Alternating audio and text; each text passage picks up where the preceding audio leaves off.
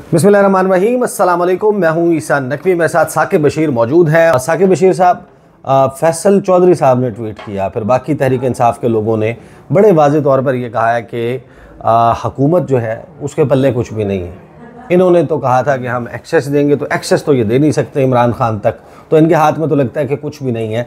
आज अडियाला जेल में क्या कुछ हुआ और तहरीक इंसाफ के एंड पर जो लोग मुलाकातें कर रहे हैं इमरान खान से, वो बाहर आके अब क्या बता रहे हैं। यहाँ पे हमने देखा कि इमरान खान साहब की जब तोशाखाना 1 केस में 14 साल सजा हो गई थी, तो पहली पेशी पर ही जब नोटिस हुआ तो अमजद परवेज रोस्ट्रम पे गए। उन्होंने कहा हम मुखालफत नहीं कर रहे, तो अदालत ने जमानत कर दी। फौरी तौर पर फौरी जमानत हो जाती है। इसी तरह डॉक्टर यास्मीन राशिद हैं, शाह महमूद कुरैशी हैं, उमर चीमा हैं, या PTI के यहाँ पे इस्लामाबाद और रावलपिंडी में जो वर्कर्स हैं, या आप ये कहें कि इमरान खान साहब की जमानत भी, कि वहां पे भी अगर वो मुखालफत ना करें तो जमानत हो सकती है। जो हुकूमत कहती है कि हम कुछ नहीं कर सकते, ऐसा बिल्कुल भी नहीं है।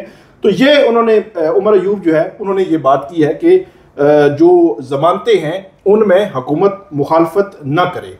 अच्छा, अब आपसे मेरा सवाल ये है कि जो अलीमा खान है, उन्होंने फर्स्ट टाइम, वैसे इससे पहले क्योंकि बहुत सवाल आ रहा था कि ये किया किसने है, किसने इनडायरेक्टली रब्ता किया है, क्योंकि इमरान खान साहब ने डायरेक्टली रब्तों की तो तरदीद कर दी, तो उसके बाद अली अमीन गड्डापुर का नाम ले लिया अलीमा खान ने। बिल्कुल, जब सवाल हुआ अलीमा खान से कि क्या बनी गाला हाउस अरेस्ट की ऑफर अली अमीन गंडापुर लेकर आए थे, ये सवाल हुआ अलीमा खान से।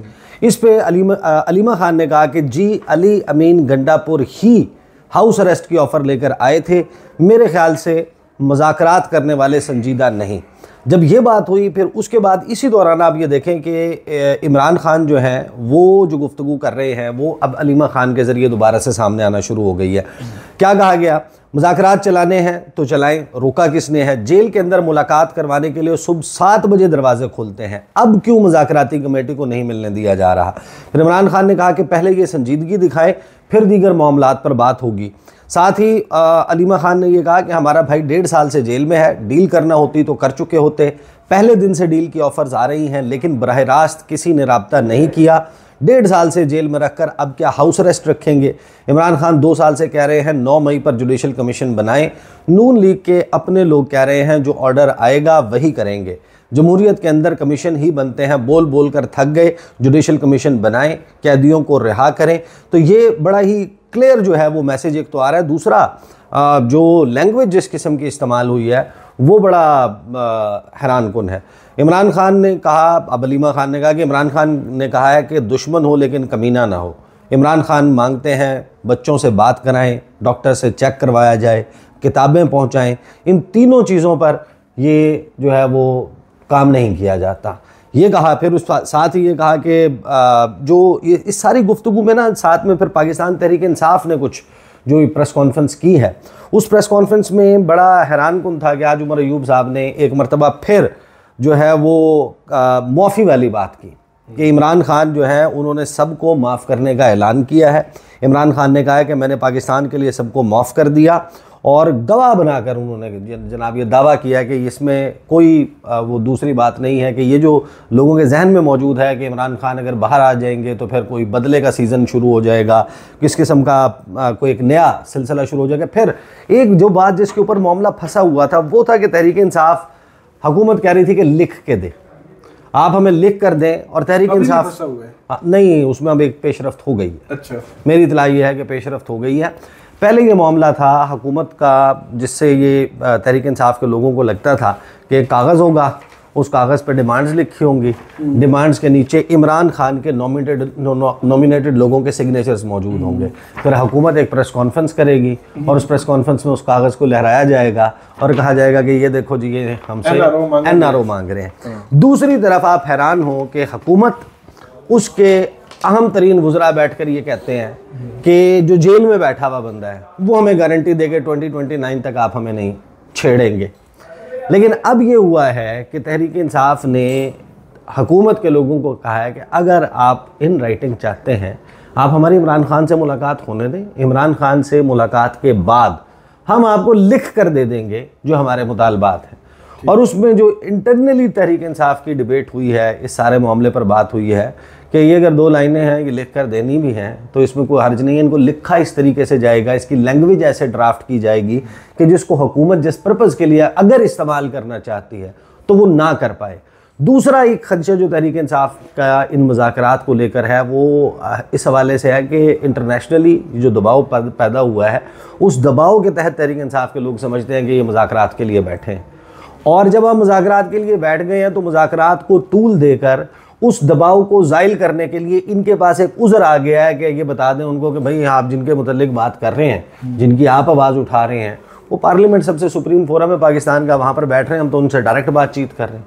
जब हम उनसे डायरेक्ट बातचीत कर रहे हैं तो आप तो हमारे मामलात में इंटरफेरेंस कर रहे हैं। तो ये वो मामलात हैं जिनको लेके अलबत्ता ये है कि अब जो मामला है मुज़ाकरात का, उसमें हुकूमत पैनिक करते हुए नज़र आ रही है।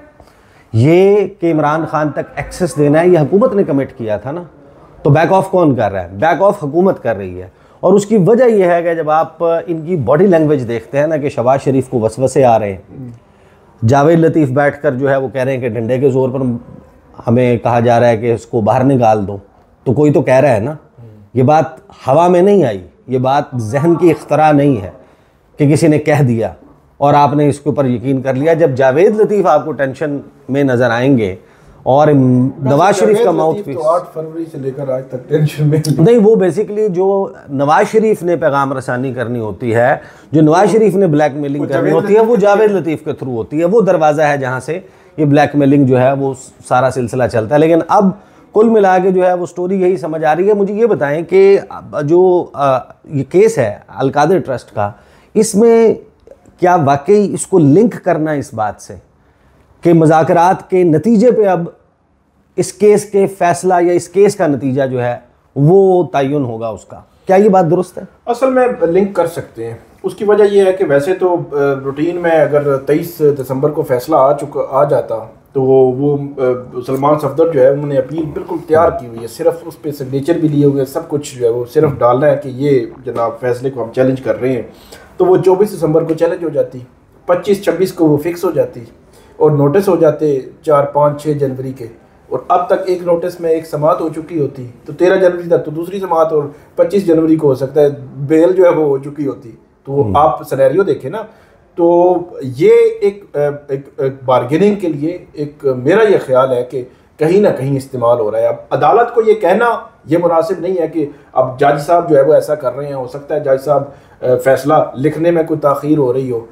तो सवाल सिर्फ वही है कि हम तो नहीं कहते, लेकिन अदालतों को खुद देखना चाहिए कि 23 दिसंबर से पहले 2 दिन पहले कोई ट्वीट आता है, फिर 6 जनवरी से 2 दिन पहले ट्वीट आता है, और ट्वीट ये आता है कि फैसला नहीं सुनाया जाएगा, और 23 वाला फैसले से पहले जो ट्वीट आता है उसमें तो बाकायदा लिंक कर दिया जाता है मुज़ाकरात के साथ।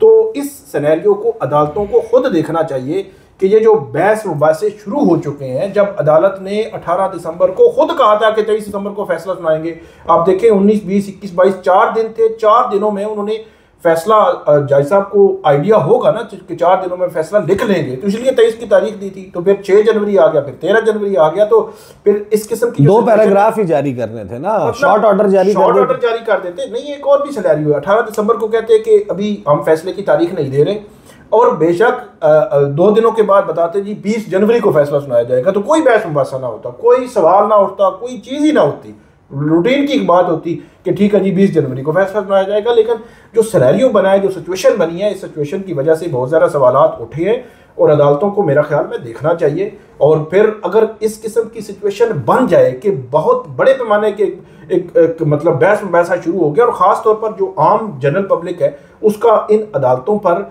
जो एतमाद है वो बरकरार रहना चाहिए। अगर इस किस्म की सिचुएशन हो जी, बाहर क्या चल रहा है और उसका असर हमें अंदर नजर आ रहा है, बाहर क्या चल रहा है अंदर असर नजर आ रहा है, तो फिर लोगों का एतमाद जो है उसको ठेस पहुंचती है, अदालतों का वकार जो है उसको ठेस पहुंचती है। उसको बरकरार रखने के लिए अगर ऐसी सिचुएशन बन गई थी, तो मैं ये समझता हूं कि 6 जनवरी को अदालत को चाहिए था कि शॉर्ट ऑर्डर हम अनाउंस कर रहे हैं, और जो तफसीली फैसला है वो 2-4 दिन, जिससे अंदाज़ा ये होता है कि लामहला ये मामला जो है वो जुड़ा हुआ है कि मुज़ाकरात का जो नतीजा होगा उसके मुताबिक ही केस का नतीजा है वो भी सामने आ गया। लेकिन एक बात जिसको तकरीबन तमाम लोग जो इसके ऊपर तबसरा करने वाले हैं, जिनके पास कुछ इन्फॉर्मेशन मौजूद है, वो इन्फॉर्मेशन के बेसिस के ऊपर तबसरा कर रहे हैं।